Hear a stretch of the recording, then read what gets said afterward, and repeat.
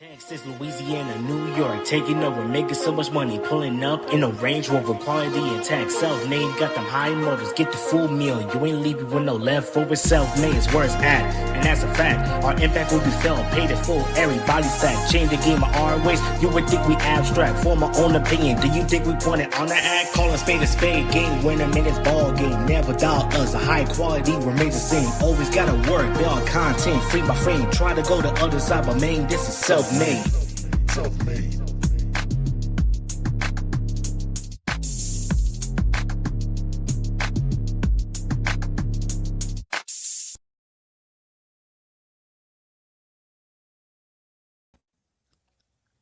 All right, ignore that. Ladies and gentlemen, children, dogs, and cats, children of all ages, all that. Welcome to episode 2 of Destination Dynamite. It's your boy Marcus. I'm joined by Jana, like I was a couple weeks ago. We wasn't here last week. Hope y'all enjoyed Thanksgiving. Hope y'all enjoyed time with y'all families. Hope y'all enjoyed week 1 of the Continental Classic, because we are on to week 2. Got a whole lot of that to talk about and some, other stuff that happened in the last night's show. But that's neither here nor there. Today is the first time that the gang is all here on this here Destination Dynamite train. Ladies and gentlemen, without further ado, please welcome to Destination Dynamite, the lovely Jess. Jess, how are you doing? Welcome to the show. Hi, I'm good. I was already saying earlier, I almost died like 20 minutes before we went live. I was eating like hot Cheetos, and I guess I breathed in at the wrong time. So I started choking, and there was like nothing for me to drink. And I opened the fridge, and all I saw was a jar of pickles. So I had to chug that to save myself. And now I am here for my Destination Dynamite debut. Yeah. And I'm so excited. Was it the actual like Cheetos themselves, or was it like the dust? It was the dust. This is an important distinction. That's crazy. Why are you going? You ain't even hop on the train yet, and you dying off dust. Come on, we can't be having that now. I got the bag, and I was going like that to get like the crumbs. I'm like, I never waste hot Cheetos. Hey man, this pickle juice is crazy. Ooh, I know the pickle juice part is like equally crazy. Come on, nah. Yeah, I'm like, because apparently I don't have water in my house, so I'm like, yeah, pickle juice will do. First of all, glad you're alive. Second of all, get water in your house, fam. You can't be having me dying. Yeah, I got some now. There you go. Yes, ma'am. Yes, ma'am. Anyway, y'all know the drill. Like the video. Boost it on out to your mama, your daddy, your sister, all that. And there's one thing that Jess and Jana would also love you to do today, as we have a jam-packed show. Can y'all please tell them what y'all want the audience to do? Oh, we're gonna need to get those super chats in. Super chats, please. Send them in. Anything you want us to address, we can see it faster, and we will have no choice but to address it if you send in those super chats. So send them in. Let's start running it up. Y'all better listen to him. We trying to get this money, bro. It's the crew all here, and we ain't trying to go back to the project. So please send them super chats in. And these podcasts I'm like, I was never there. Yeah, not doing that now. But we on Spotify, on Apple Music. We going global, even on iHeartRadio. So like the video here on YouTube, and if you listen back on those platforms, give us the 5 stars, all that good stuff. So what we're gonna do today, and pretty much for the whole month of December, is how we're gonna do this show. First of all, we're going to start off with start the conversation and all that. And then we're going to kind of go through all the non-Dynamite, non-C2 stuff on the show. Because some of it was, there.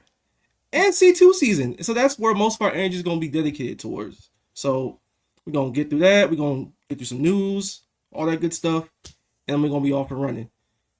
And again, we'll be doing the real music poll once again for Match of the Night. So we're going to give you about a minimum of about 3 choices on that. Because C2 rules the world. And at the end of the video, when we get to Final Destination, we'll have a winner. So without further ado, let's go ahead and spark that conversation, shall we? We're going to start this off a little bit with, since you're new here, Jess, we're going to let the people, get to know you a little bit more. So please, by all means, floor is yours. For tonight? Yeah, it's first episode 1, Oh my gosh. Well, okay. So And she died.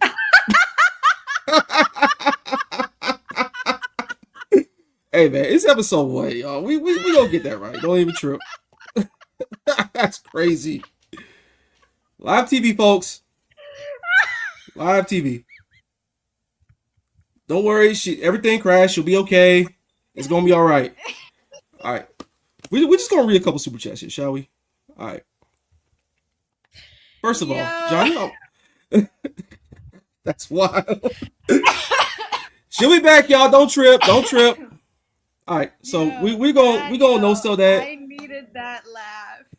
Nah, that's crazy. That's frying me right now. That's dumb crazy. But anyway, we're gonna read super chats to start us off. So let's start us off. Okay. Alrighty, Anjan _PN, $2. I want to thank you so much. TK should be thanking his stars for the gift of C2. I agree. Buddy. C2 is the gift. I feel like having a tournament that allows the up and coming stars to show off their stuff, Kevin Knight, is amazing. Because look at the conversation that are being had about him. So I agree.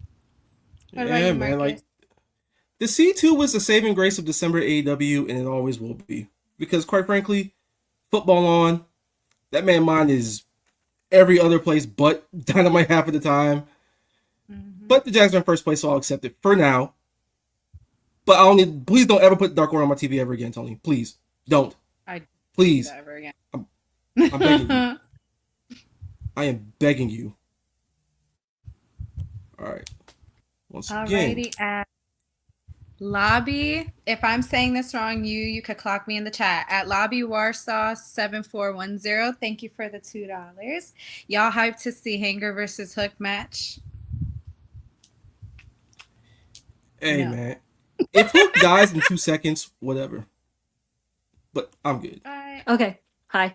And she's live. We're back. We're back. We're back. That was so funny. Sorry, my Wi-Fi cut out. I don't know what happened, but I'm here. What were you talking about? Sorry. We decided to read a couple of super chats, but since it's episode 1, it's your debut, we wanted to let the chat just get to know you a little bit better. So go right ahead. Okay, well, if y'all want to know who my favorite wrestler is, it's Hangman Page. So as you can see, I'm not very happy with what's been going on with him recently, and especially with a little encounter he had with the Dark Order backstage. Not very happy that we're doing that in 2025.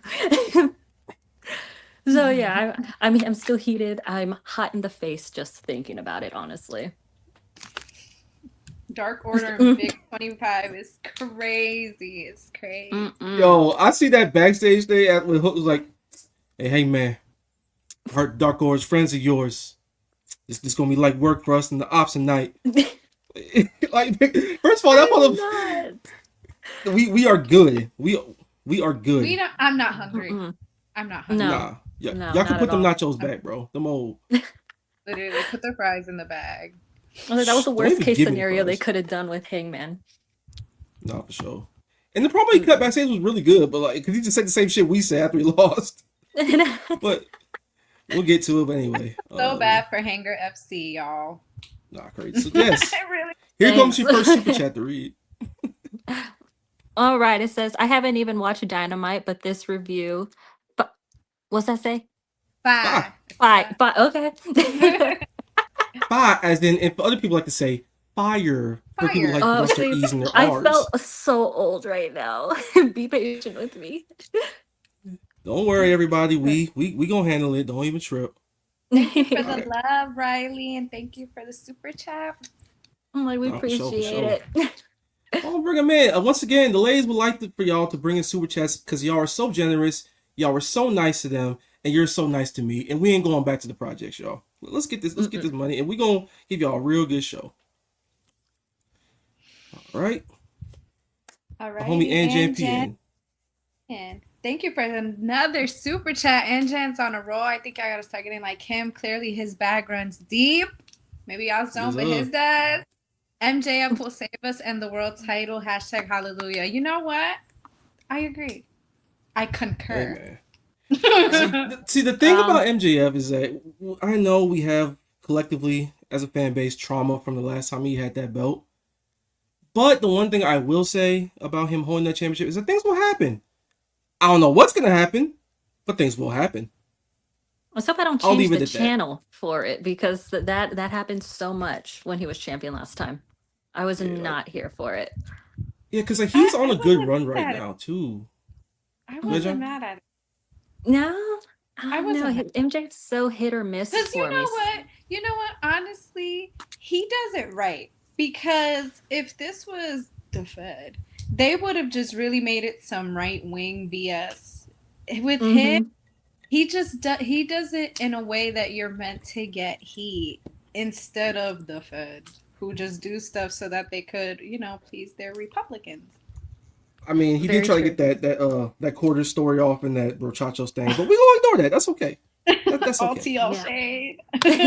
That's in the back of my head now. All right, we gonna hit another one again. The homie NJPM $2. The pockets are deep. I know that's right. All right. All right. So he said we jetting to fly in this son of a bee. Honestly, hell yeah, dude. Kevin Knight, man, I tell y'all, boy. Kevin Knight is only 28 years old, bro. And wrestling with 26-year-old Kyle Fletcher, that is my main event scene for the next like 5 to 10 years, if they have any sense. Which hopefully they do. An all-in main event in the years to come. I need that. 100%. Like He we'll was get into the definitely my matches. favorite match from. He was my favorite match from the week before. That one was so good, and I honestly did not think that they were gonna have him go over Darby of all people.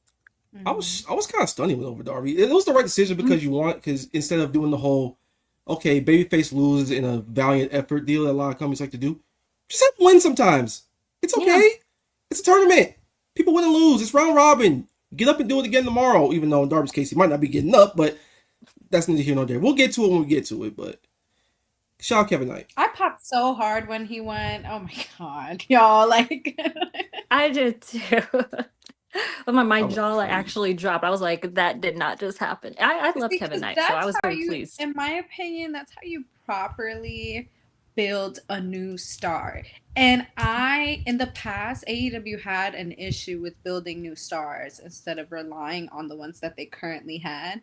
And I feel like with how we're seeing with Kyle Fletcher, what we're seeing with Kevin Knight, what we're even seeing with like Wheeler Yuta, even though he could be used better, in my opinion, with people like Marina, Megan Bade, they're building these new people up. And I feel like they have a good roster right now of veterans to help build up these people to be stars when our veterans go. So, yeah, shout out to you, and Jan. Yeah, for sure. Let me get this one right here. The homie Chi-Town Spurs, $5. Appreciate you once again, bro. John Summerall getting the Garrett to the playoff markets? Shit, I hope so. I hope we're looking for a coach in 3 years because I was crashing the hell out when we announced him. We had a G5 coach before, it didn't work out. Then we got another G5 right now. But so far, so good. Kept the recruiting class together. And guys are coming in. We got some guys to flip. And we hired the offensive and defensive coordinator. I hope he works out. Keywords, I hope. So we'll leave it at that. Thank you, Jana. Thank you. I have faith. Come on, we Floridians, even though I'm a fake Floridian, we have to stick together. Don't even worry about John. A lot of people in Florida are fake Floridians. You good. You good in my book. They call me a bird down here. Man, on everything I love, ain't nobody gonna touch you in the city, John. Ain't nobody gonna touch you. You're Floridian in my book. Alright. It's a homie Ronnie $2. Self-made shit, self-made forever. We taking over in 2026. You know damn right. We going global. We got this pod on Apple Podcasts. We got it on Spotify. We got it on Amazon. We got it on iHeartRadio. You know we going crazy in the on YouTube, man. So shout out the gang. Shout out Ibu, shout out Crystal, shout out AO, shout out Rob, shout out us, of course. Shout out you, the fans. Because this shit ain't possible without none of y'all. Love y'all. Oh, for sure. Love is deep. 33308 $199. Thank you so much, honey. I am tired, boss. No more Dark Order, Hanger Lore, please. We are with you. Like, we are tired. We had enough. We do not want to see Dark Order. I'm sorry. I don't want to see it. Man, what can Lamar say? Turn the TV off when they come up on the show, man. Turn it off. I'm not a Dark Order hater, and I always feel bad when people are like, the Dark Order. And I'm like, no, they seem nice, but I don't want to see them with Hangman anymore in big 2025. I'm done. I really am. And it's just like so many steps back for Hangman at this point. Like, he just... We'll get into it later in the show, because yeah, like, you're just the world champion. You're doing my eye twitched. I'm not lying. My eye twitched. I do not want to see I was looking at my phone real quick because I saw a hook on the screen, and then I heard the words Dark Order, and I put my shit down. I was like, what? I was like, Dark Order. That's all needs to be said about that. And the match we will not talk about, we will not speak about. We'll just say never do it again, ever. Please. Nope. No. All right, John, want to take this one? Yep, Vernacular $4.99. Thank you so much. Another week, another Jonathan Moxley banger. Really appreciate the way they're doing this Death Riders Unraveling, most engaging part of the show, in my opinion. I agree. Let me just say, everybody was hating on Jon Moxley prior to him dropping that belt. And the way he turned the wigs around, because the way he has come back and made the Death Riders actually freaking relevant again, and made them a faction that is not even relevant on AEW, but people are using their theme song in memes, and it's just so cool to see. I can't wait, because when Claudio, I hope it's Claudio, turns on John, cinema. Hey, Booker of the year, promo of the year, segment of the year. Yo, listen. That first run of the title was terrorism, because he was out here pouring damn chemical coming down people's throats and wrestling some weird matches. He was doing some bootleg ass calf crushers on Swerve. I'll ignore that match. But after that, it got into shape. And someone put a picture of Jon Moxley up on Twitter yesterday, like showing like his physique and everything. I'm like, you motherfuckers was getting terrorized by someone who was weight snatched. Like, what's wrong with y'all? Love him. Marcus, were you one of those people that were calling him Dean Ambrose? Like, well, kind of Dean Ambrose. I got some. I got a cough. My fault. I'll be right back. Don't slander my goat like that ever again. I love Jon Moxley. Listen, talk about the best member from the Shield. He got on that wife beater, honey, or that white t-shirt and them cargos, and he got to work. It's been banger after banger. I wish he used social media, because he could literally just be like, banger. Low-key is the best thing It's low-key best he does use social media. It's best he doesn't. Nah, I don't need Moxley seeing my thirst tweets. That'll be so embarrassing. Hey, man. But thank you. No, he's arguably one of the best things on Dynamite. Oh, for sure. When he gets slimed out, I will be there celebrating. As a matter of fact, when we get to the C2 matches, when we get to Mox Watch Part 2, I got a drink poured up already. Oh, on a yes, sir. This that real deal. This ain't water. This ain't nothing. This is Terramana, Shout Rock. I'm feeling the motto on this show. I got a little bit. I made a margarita out of it, so I'm living life. Let's go. No, I love Jon Moxley. Honestly, did the PWI list for men come out? Oh, I don't know. It might have. I don't know. If it didn't, anyway, he needs to be number one. I'm sorry. He might still wrestle the year, and that's a weird thing to say, but he just might do it. But got a special super chat here from the homie Backup Heyman, aka Ebu, aka Boo Boo, aka Boo Boo the Fool, for self-made AKA 3 new demons. Hell yeah, Appreciate you, my boy. Appreciate you. Taking on the world. Jess is on here. The whole crew is here. We live in life. So what I'm gonna do is I'm gonna park it right here. Okay. I'll be talking about the pictures of the wings he posts, but look at that wallet. It runs. Hey man, the wallet nice. Self-made money, good money over here, man. That's you know what it is. All right, so I'm gonna park it right here. Appreciate everyone that's sending super chats. Keep them coming. Jess, Jana, y'all know what to do. They need this. We need this. We're gonna give y'all a good show. But I'm gonna park it right here real quick, and I'm gonna talk about some of the things that happened outside the C2. Chief among them. We had an Eddie Kingston and Samoa Joe face-to-face promo before their World Title match next week at Winter is Coming. And I have my thoughts on it, but I will allow Jana to take this one away. if you would. Alrighty. So just to refresh, this is Eddie Kingston and Samoa Joe? Mm-hmm. Right now? Okay. I've been waiting for this moment. You know, Eddie Kingston for me. And in the comments, if you feel the same or not, let's debate. Eddie Kingston, since returning, I feel like his return was low key a dud in all aspects of it because one, it was revealed on what was it, Threads, that they On had like that Threads. little. It was on Threads, baby. Really?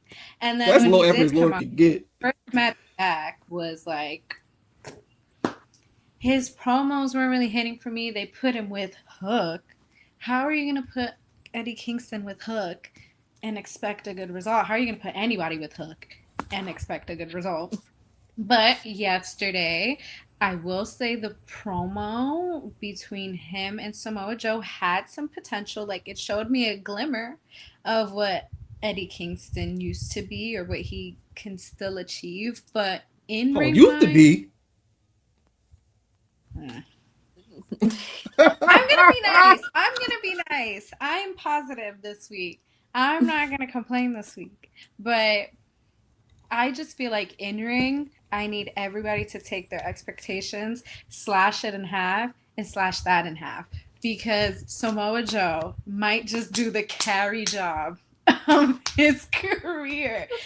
No. And like, I just don't know how it's going to work. Because Samoa Joe is somebody who he's very much a brawler and he uses his strength, he uses his size. It works with certain people. I just don't think Eddie Kingston is at that physical form. And even when it comes to his wrestling psychology, I just don't think it's there anymore for him to hold himself in such a match with somebody like Samoa Joe. Because Samoa Joe's whole thing is making his opponent look dumb. Like when he walks away when they're coming off the top rope. You think Eddie Kingston's really going to like sell that? It's just Brother. it's not. I can see what they're doing. They're trying to give Kingston that little push because he's not with Hook anymore, but I'm just it's gonna be a carry job. And I think that not even Samoa Joe, the icon he is, the legend he is going to be able to help resuscitate what that is going to be. Because I just don't. I think I'm going to give it a 1.5 star, maybe 2. Maybe 2. Girl, I'm glad you're being nice because things are gonna say Yeah. about that. This whole Honestly. Eddie Kingston, this whole Edward Moore, I don't really want to talk thing. I'm cutting backstage. Cameraman, come here thing. I don't wanna be here right now thing. This shit ain't working, brother. You got a world championship match coming up next week. And Not a fan the of promo nonchalant itself, Eddie Kingston. no! Like Mm-mm. Eddie Kingston's greatest gift is that he's one of the greatest talkers of the decade. And he cares about things. We care about him. He cares more than we do. There's animosity. And I didn't feel none of that. It just felt like something he was checking off a box to, okay, I got a microphone live. I'm with Samoa Joe. The people will rock with it. And then he did that thing where he kind of just like braced the fourth wall and then nobody cared. Like that was the indicator for me. Yeah. This wasn't going nowhere, bro. And he was like, his whole promo was Samoa Joe beat up my big homie from 25 years ago. I love Homicide. All respect to Homicide in this household. I don't give a fuck. Yeah. I don't. It's If you 2025, ask brother. what I gave, I don't give 1. Yeah, with You know what? I'm not going to be positive because when something is bad, something is bad. I tried being copacetic for the people. No, Eddie Kingston sucks right now. I don't think he was ready to come back. Truth be told, I don't think he was ready to come back. It should have been carefully planned out. And it was not. How are you going to put somebody with Hook when they both really can't wrestle like that? And the promos just weren't hitting. They were not hitting at all. Especially when you have somebody like Samoa Joe who will, like I said, will make you look so dumb. It's not gonna work. It's and you just know gonna the ain't- shame. I His ain't gonna lie, though. promo from Collision had me like I was actually hooked for it. Like It was great. it got me so excited. And then this one happened, and then he brought up the homicide thing, and I'm like, okay, I don't care. Then he brought up like, oh, you're sending Hook down a bad path. I'm like, brother, you've been teaming with him for like a month. I'm like, why do you That's your care? fault, brother. I And the other was like, part is like the whole thing. I don't even want to talk thing he does. It's stupid. And then he kind of did it again at the end. It's like, I'm going back to the hotel. I know you don't want to hear me talk. If you don't bring that Samoa Joe for Ring of Honor, I'll eat you alive. And when it was kind of like, all right, bro. You can just yeah, put the I mic was down and over walk it. away. Like, no, Eddie, come back and explain things, please. Come back and show some fire, please, He Edward. always, This ain't Eddie bro, he Kingston. always wants to walk away, bro. Does nobody have? Do you know the meme I'm talking about of the little like bear that he has his hands in his pockets? He's walking away, and then he looks back, and then he just keeps walking away. That's literally what he does every promo. He just walks away so that it could get like heat, and it's just I'm not gagging. No, I wasn't here And the for it. And I crowd don't just want to wasn't hear really with Samoa it at Joe all. talking. I don't want to hear Samoa Joe talking about like being in private jets and stuff either. I'm like, what are we doing, bro? I'm like That's not you, bro. No, I was like, it's not you. It's not. And this promo I felt mean, like it it went low-key on might be him. forever. It might be But- Samoa Joe though. It might be Joe though, because y'all saw him It was at low-key, Wale both of them. At Yeah. Wale Mania, he was like, Yeah. Yo, he was doing this thing, man. I He can was see getting him. down. He was you know? doing his thing. Like, Yeah, he was getting down. He was in the cut doing this thing. No, I ain't gonna do that. But Joe wasn't great either. And Eddie Kingston, bro, this is not you. This is not the Eddie Kingston that took the whole AEW by storm in the pandemic. On his first appearance against Cody Rhodes, I love cutting promos. But now he ain't really been doing that right now. We give that grace to the young wrestlers, Edward. You used to be the best talker in the world. You're supposed to be the best talker on the roster. Talking like not that right right now. you now. know, also, I feel like this whole thing of good promos making a good wrestler, I feel like it is so dumb. Like, and y'all could clock it. Whoever gets mad because of their faves falling into this category, I don't really give a fuck. Just because you can talk on a mic for a scripted show, that means nothing to me. Because you're just following a script. I could cut a promo right now. I just have, and this is how people gag. They'll be like this. Because I'm going to get you over there. And then they leave. That's crazy. Anybody could do that. But But- I'm sorry, because if I don't watch 5 weeks of television and the promos aren't good to keep me up, and then on top of it, the match isn't good, I don't care about talking. I don't care about any kind of promo, truthfully. Because if I'm watching a match and it sucks, it sucks. I'm not going to say this match deserved a 5-star because of the feud leading up to it. No, baby. Mm-mm. We rate wrestling. We don't rate talking. If you want to rate talking, watch a debate, join a public speaking class. Because I'm tired of this whole promos makes a good wrestler. It does No, there's not. another company if you like all the talking. Literally. Y'all can take that. That's a I'll say soap opera, babe.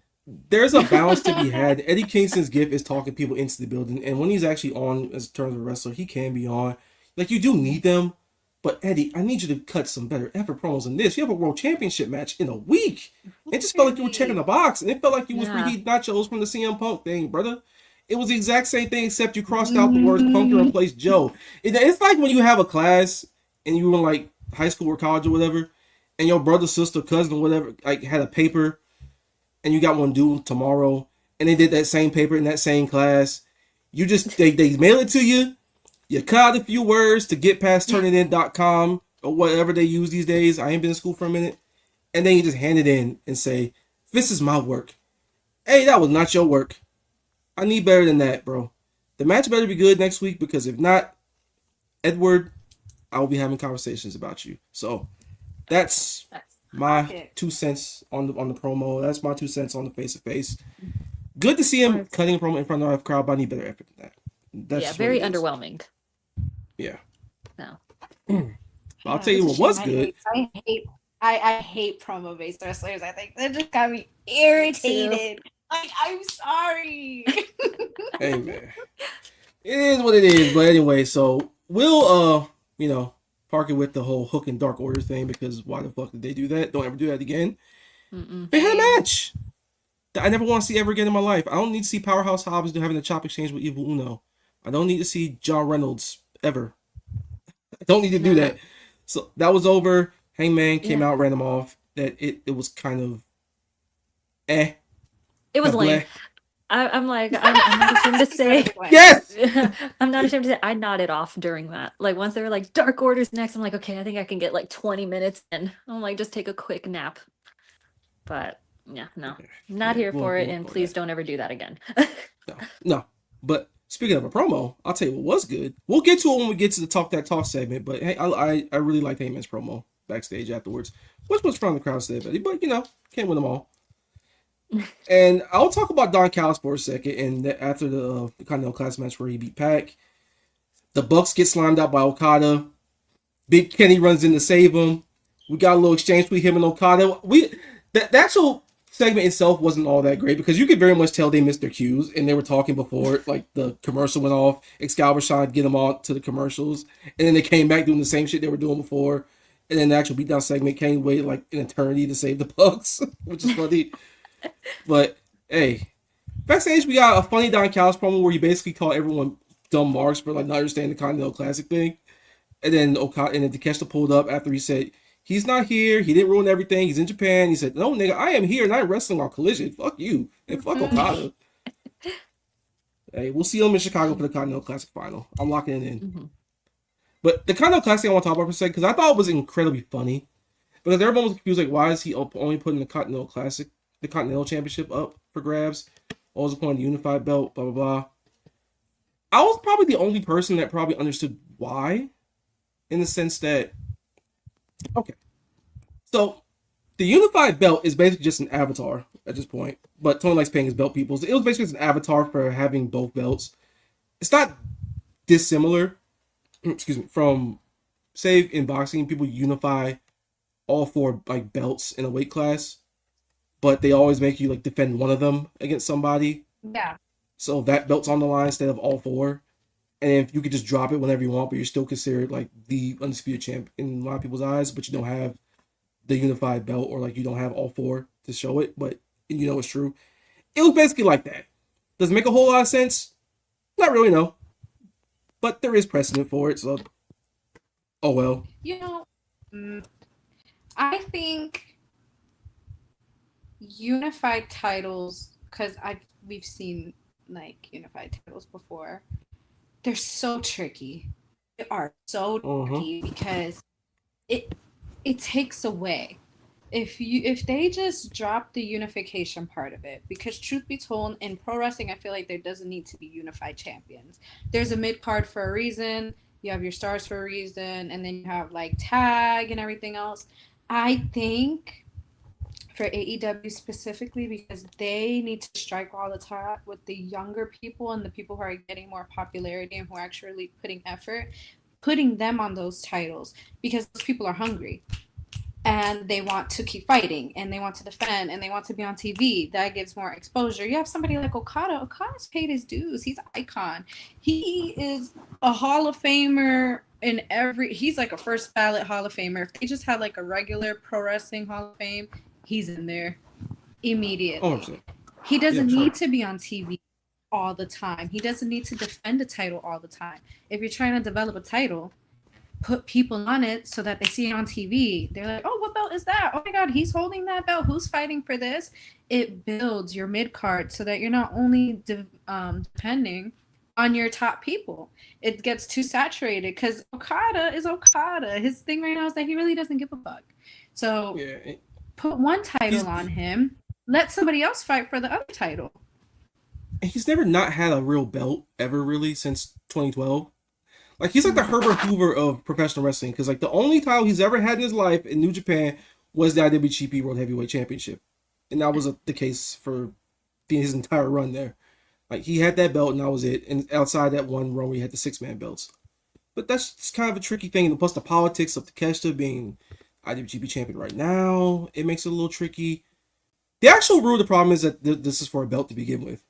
Like, it really should have been for a trophy and like a title shot or something like that. The belt was just kind of weird. But hey, that's what Don Callis said. He explained it. Blah blah blah. There we go. Fuck Okada. Takeshi's here. We back on. And we're gonna get the rest of this out of the way real quick. One more thing before we finally move on to the C2. We also had the Timeless Love Bombs versus Mega Problems for a spot in the finals against Bay as a Rap next week. in a holiday death match. I liked the match. I thought it was fun for what it was for being a TV match. I was hoping that they weren't gonna go all like bloody and stuff since we literally just had blood and guts. So I felt like that was just gonna be too much. But I thought it was good for what it was, honestly. I'm not kind of fond of it being face versus face in the finale, honestly. I was pulling for Marina and Megan Bain because I thought that would have been really awesome, but I'm sure the match will be really good between Timeless Love Bombs and who was the other team?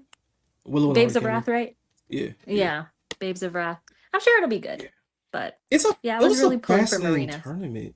Yeah, I would have been like, but I knew Thomas was win that match. Like they were gonna get their revenge from Blood and Guts. That was what's gonna happen. But it's just Yeah. a fascinating tournament. Like the face versus facing doesn't really bother me because it's a tournament and we see heel versus heel, face versus face in the C2 right now as it is. Mm. It's not really a I'm big just deal. saying, It's like for the stakes. finals, I'm like, that's the one where I I'm get like, it's that. just like a little nitpick face versus You want to face. know what I think? We Oh, want to know please what you tell us. think. We always want to know what you think. Come on. Come back. Alrighty. Bro. Oh, you ain't feeling Thomas Love? That's what I thought that was. That is what I thought that was. Because The concept. The concept. Literally, okay. hey, man. What was the point of putting Megan Bain and Marina together if you're not gonna have them advance to the finals? I I mean, agree. someone had What's the point? so Everyone was eating that up because this is a team. I'm sorry. That was the only team, the makeshift team that I saw actually working as a feasible tag team that would have actually elevated those titles, because these are people who actually defend it and make it hard to get. Literally make it hard to get. And Megan and Marina worked in a weird way.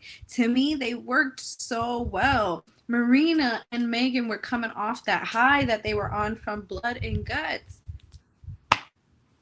Really? hey man. To me, It was always gonna be Tony and her. Like there's going to be a lot of foolishness during the finals, and that's what pisses me off, because even though it doesn't always have to be so serious, when you're introducing a title, you need to make people want to give a fuck and take it seriously, because they're just going to see those titles as, oh yeah, like it's funny, because that's how it's going to get treated. Yeah. That's literally how it's going to get treated. Yeah. It's fascinating because like they don't I don't think they really have to actually do a real live tag division, but most women's wrestling companies don't really in the United States. So it really should just be everybody vying for it, especially if you're not doing anything right now, because you can make some fascinating stuff work with those belts if you treat it as something that everybody wants to win. And the current, as far as the finals go, my only nitpick is that this should have probably been the final, to be honest, because Babyface versus Babyface is weird for some people. But the problem is, if it was Babyface versus heel, it would have been a wretched match because you would have had to sit in there instead. So, Ooh, the game's can we highlight comment from Chi-Town Spurs 9525 where it says 4 of the most popular ones? Because I need to address that. Go right ahead. Okay, so it's not a bad thing to have 4 of the most I'm not saying it's a bad thing that 4 of the most popular women in the finals is bad. I'm not saying that at all. What I'm saying is the execution sucks, and it should have been different people there. Willow Nightingale should not be fighting for tag titles. That girl is a star. Everybody wants to see her as champion. She should currently be a champion right now or fighting for singles titles. She should not be in a tag division where she's going to get held back because she has to carry Harley. Megan. Respect Harley? Tony Storm. She doesn't. These are people who are fine on their own. Mina, she doesn't need to be in a tag division. The tag division should have been used for the girls on the lower card who don't have that much exposure to be pushed forward. We see these women all the time. Them not holding the tag titles is not going to hurt them. They just didn't need to be in position. Especially Willow, especially Tony, especially Mina. It should have been different girls.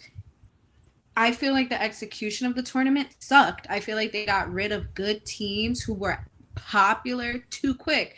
Athena and Mercedes should not have been eliminated as fast as they were. Sisters of Sin, even though Julie is not the greatest, should not have been as fast as they were. Marina and Megan should not have been eliminated as fast as they were. Tay and Anna Jay. All these girls who actually need that push and could use this as an opportunity to move up could have used it. And no, I don't hate tag teams. They've gotten rid of all of the actual tag teams. These are two makeshift teams. I was following you until you said Tay J, and I'm like, I was like, wait, hold on. I was like, she's making points, and then Tay J. Yeah. See, the thing is, you can still do all of this though. It's the tournament ain't gonna be the end of all of the division. You can still do that, and you kind of want your stars wanting to win these belts because it does make them a big deal. And you have two of your big stars competing for those belts, and people in Hardly Man that people the crowd really likes. It's fine for now. After that, you do need to flesh it out. But that's also a systemic problem with women's wrestling in the United States in general. There are no real tag teams. So like people like the real tag teams are dead. There are none really. There are none. And that's the shame. That's the part where they're behind. They may not be there, but they are more established as duos. They don't need to put every freaking popular singles person in a tag team just to be like, oh yeah. If you really want to pull it that way, they should have had who's winning and who's losing put in a different way. I feel like they got rid of a lot of the eye catchers too quickly. Like Aminata and Hater. That one was a surprise. But they were actually good. They were a good duo. And when they were put together, they actually put effort into being put as a duo. They should not have lost as quickly as they did. I will say, in fairness, Aminata got injured regardless. It was just a sin. I knew what was going to happen because he did the whole, like, we picked the opponent thing, and they were trying to go towards blood and guts and try to give him something before that. But then again, at the same time, Aminata got injured regardless, so it would have been just the same result, unfortunately. And I kind of did kill some of the teams. Killed them, and it killed Megan and Penelope. It was just strange. I would have probably made this the final if I did have a nitpick. But that's going to be pretty cool next week. I care about some of the people involved. Yada, yada. Anyway. I'm sure the match will be good. And I'm sure it'll be a good match. In my tag division. Yeah. Well, so before we go to C2 real quick, we'll read a couple more super chats. And then, again, like this up. Keep them coming. We got 240 y'all in here. We need more likes on them videos. Jess, Jana, tell them what to do. Super chats, y'all. Like the video. Share it with your friends. Follow us on social media so you guys could see and have updates on if we're coming on a certain week, who's going to be on the show certain weeks, or if you just want to, interact with us, you are more than welcome to. All of our social medias are below our names. But send in those super chats. You want to talk to us, we could talk to you directly. Yes, come on, you guys. Let's have some fun. You heard the women. You heard them.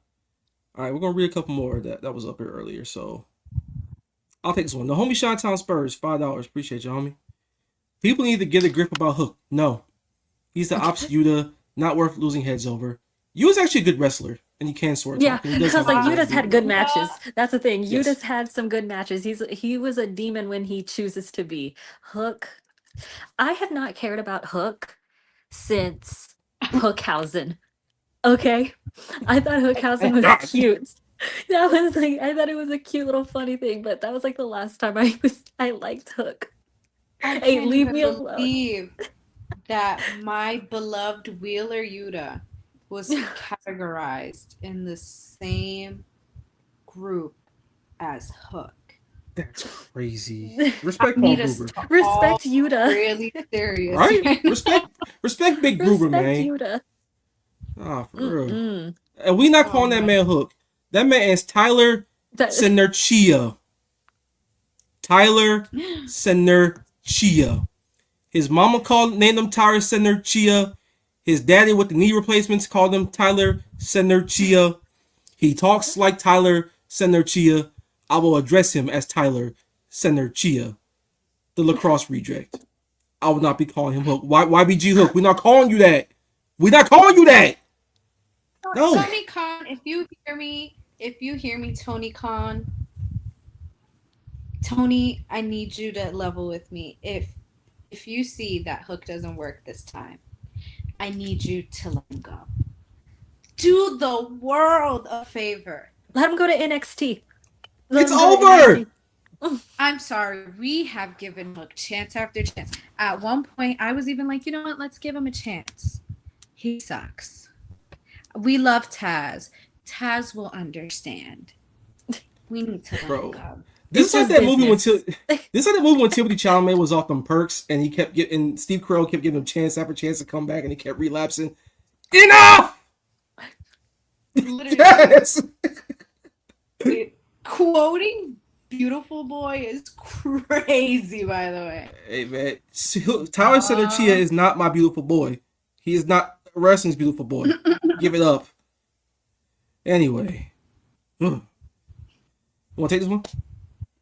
Yeah. ADL21, thank you for the $5 super chat. I can't lie, Hook's interview with Alicia restored his aura to me. It gave him agency that he got Hobbs into the ops and was their guy making the plan work. Okay, again, with promos, I don't give a fuck what they post to the AEW X page or Instagram. You know what they give a microphone for that. What happens on broadcasted television and what happens in that ring is superior. If you suck, you suck. They're giving a script, babe. All you have to do I love T-bone suplexes. All you have to say is this. I got Hobbs into the ops. My plan worked. That's literally all he does. Mm-hmm. With his hair, he'll be like, I got Hobbs to get in the thing. And it worked. That's what he does. No, hold on. Here go the mic. Last week, you won. I lost. Like, bro, you not a Def Jam Fight from New York character, cuz you was from St. Mark's Place. You're not from Best Eye. You're not from Canarsie, my boy. You ain't even none of that. Ayo, you ain't checking with Ayo. Are we in the minority for not liking Hook? I hope not. The ops. Who gives a fuck? Stop, man. Stop with the bat signal. You don't have nearly as much aura as Bruce Wayne. You suck. I don't give a fuck about vignettes. You ain't feeling that song? They mean nothing to me. No. Oh, Lord have mercy. We're talking about vignettes restoring aura. Really? I like the little bit of aura he had was gone when they got rid of his cool theme song. A vignette with MJF's spouse being interviewed by MJF's spouse is restoring aura. We'll watch. I watched it. I saw it. It was fine, but aura is pushing it, fam. I was bored. Yeah, I don't know about that one. All right. So, Jess, you want this one? Yeah, so Jake Does Memes 499 says, with C2 season in full swing, what's been y'all's favorite match of the tournament so far, and what upcoming match are y'all most excited for? So far, my favorite match has been Claudio and Mox, because that's my type of match. It was like really hard hitting and violent. That's my type. But I honestly didn't think we were going to get it this early on in the tournament, because that was like my most anticipated one once they revealed the brackets of everybody. So that was mine. Yeah, that was mine. I love Darby and Kevin Knight last week. I really like Kevin Knight versus Kyle Fletcher this week. Mm-hmm. So we're off to a really good start. And thank you for sending this super chat, because Kay, without further ado, the talking about whatever the hell else happened on the show is done. It's over. It's done and dusted. If this is what you guys came here for, the train is back on the tracks. We're back in full swing. We're on the up and up. It is Continental Classic talk. So this is what we're going to do the rest of the show. We're going to recap so far the points in the Continental Classic. We're going to talk about the matches. We're going to send the nominees for real music. We're going to do the talk stuff, and we're going to get the hell up out of here. But we are on the long ride, boss. All right, so without further ado, let me pull up the points so far. Sorry, in the Gold League, Kyle Fletcher, after last night, now has 6 points. Okada finally got his 3 points on the board. Kevin Knight has 3 points. Pac has 3 points. And Speedball and Darby have 0. But Darby might be dead, but we'll get to that. In the Blue League, Claudio, 6 points. John Moxley, 3. Takeshita, 3. Roger Strong and Mascara Dorada both are currently at the bottom of the leaderboards. And on Collision, we're going to get Roddy versus Orange Cassidy. We're going to get Takeshita versus Mox. And I think we're going to get Dorada versus Claudio as well. So strap in for that. I didn't know we were getting Takeshita versus Mox on Collision. Yes, ma'am. That's gonna be so good. I'm excited. That's gonna be fun. All right, so let's do a little housekeeping. So on the show right before Kyle Fletcher versus Kevin Knight, they announced that Darby. They showed a video of Darby in the hospital. They look like the damn SpongeBob character. It's like, I was born with glass bones and paper skin. Every morning I break my legs. And in the afternoon I break my arms. He took that in somebody's hallway. He wasn't in That's no true, damn right? hospital. That was his crib somewhere. I was looking for outlets. I was like, where are the outlets? What is he hooked up to? He's just in a gurney? Like, what's up? Yo, that's not room 435. That's his damn living room. Like, this is very much a hallway at a public facility. Yeah, so after, his match with Kevin Knight, great match, by the way. He's currently out. Might be back. He might have to forfeit matches. We'll see as the weeks go on. But Kevin Knight versus Kyle Fletcher. Let's start there, shall we? Ladies. What a goddamn match. 2 young competitors. That's my main event scene 2026, 2027 onwards. Yeah, Kyle has been doing such good work as a heel. He's probably one of the best heels in the entire industry. And he's picked it up at a scary rate. Like, he did the C2 last year. He did matches with Sheldon when it was heel versus heel. And he was spectacular on that. And then he had the Ospreay matches. And he's been on the Ascension ever since. Kevin Knight. Bro, I had stocks in Kevin Knight ever since he cut that promo when he was with the LA Dojo on, like, Dark. Talking about getting that bike in blood and putting niggas through tables. That shit was a little penny stock. Shout out to the pain that got discontinued. But it's been up and up ever since. I love it when he was tagging with Kushida. When he was Junior Tag Champ. He did BOSJ.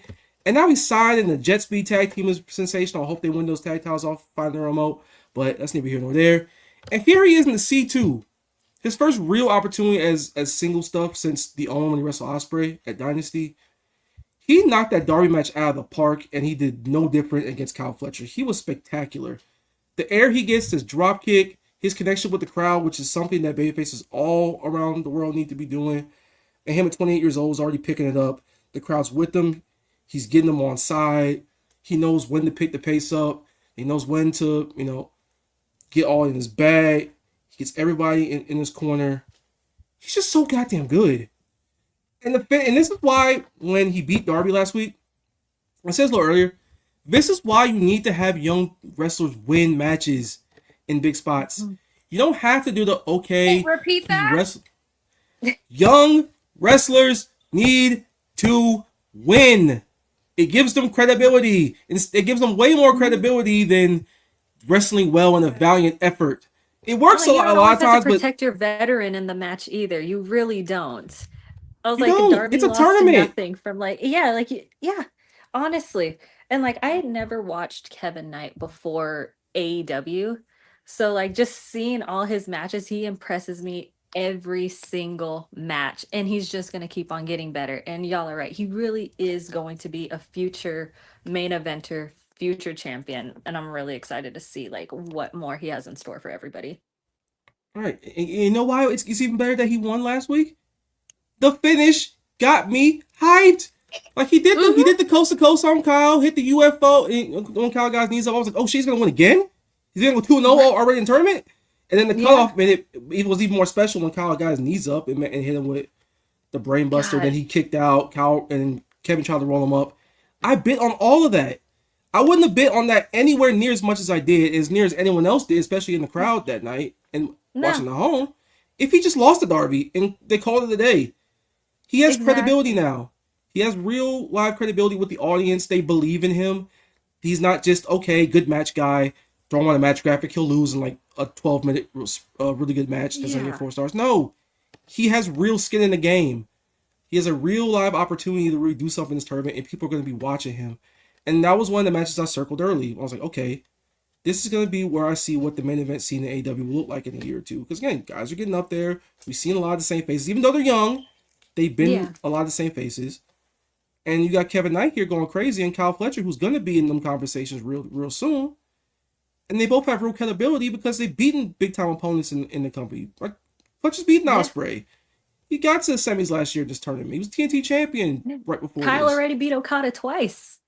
Yes, he beat him twice. Beat him last week. Beat him twice. Beat him in the C2 from last time. So it's just, those two are so amazing. And yeah, I love them both.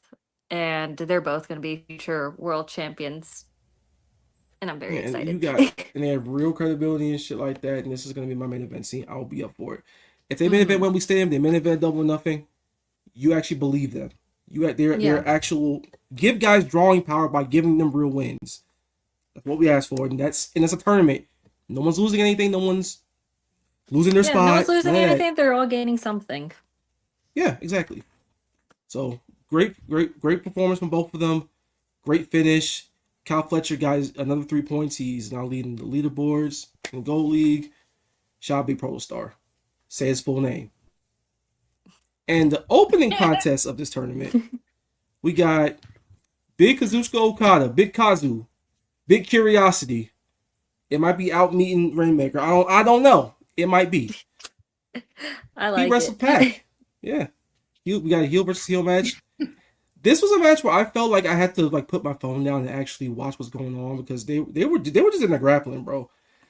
Pac, I'll say about him, he's changed his style from being a high flyer to now as a heel in Death Riders. He's bulked up. He's more of a power junior. He's a bastard, more or less.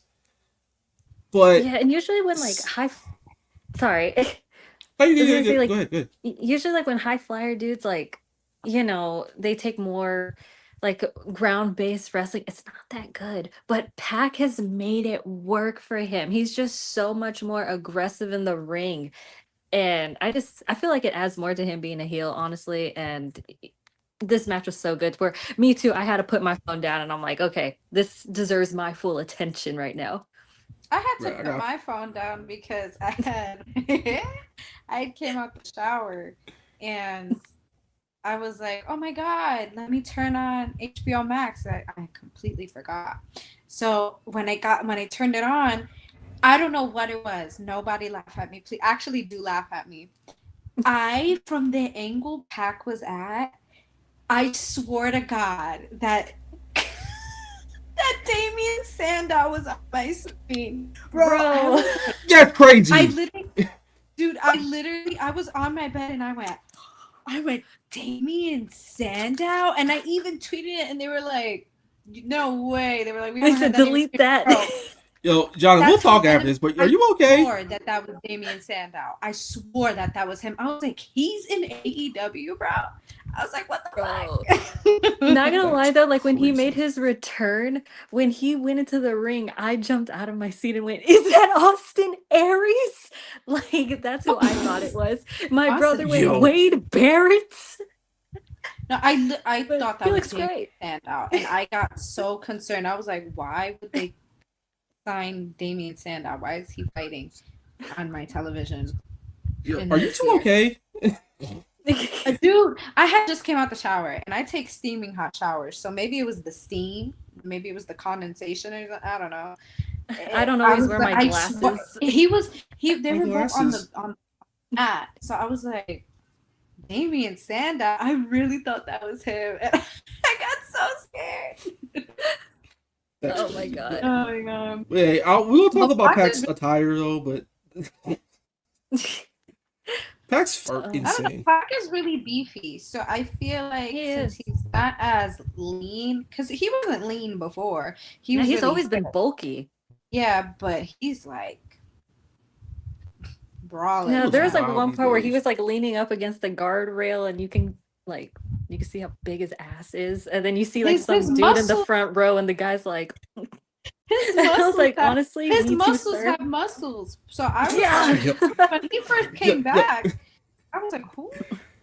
My man's got the anchor arms. I seen him live at David's place when he first debuted that fit. I was damn near front row. I was looking at him like, holy shit, Pac, what you been eating, my boy? like a damn Wolverine with hatred in his heart. like the DDT cell on off the top rope. Like I thought Okada was done for, and then he hit him with that like Larry likes to do, and then Okada drop and kick. he runs back and Still forth. the It's best so drop good. kick. He did. Okada's finishing sequences are like second to none. Like the first part of matches, he's setting things up, he's getting things going. The mat wrestling's really good, and all of a sudden it goes like boom, boom, boom. Like shit is like happening quick. He still has that explosiveness in him, even with how long he's been wrestling at a main event level. Everybody talking about let Kazu serve. Kazu's cooked. Okada don't got no more. Eat dick. No, he still got it. He still got the game on Smash. He's your Continental champion. He's your unified champion. Eat up, eat up. It come with Rainmaker. 1, 2, 3. We got points on the board. Y'all gotta respect Okada because canonically, oh my god, the way my eye closed, ew. Canonically, he is Mercedes' man in AEW verse. Like he has a crush on Mercedes, honey. They go back, okay, from when she debuted and did Battle in the Valley. That is her man in AEW world. So y'all better respect your Monet. That's Kazuchika Okada Monet, honey. Monet Okada in the C2. Okada got beef right now. Yeah. Yeah, Okada got beef right now. He ready for war with Takeshita, and Mercedes might be crashing out in front of our eyes.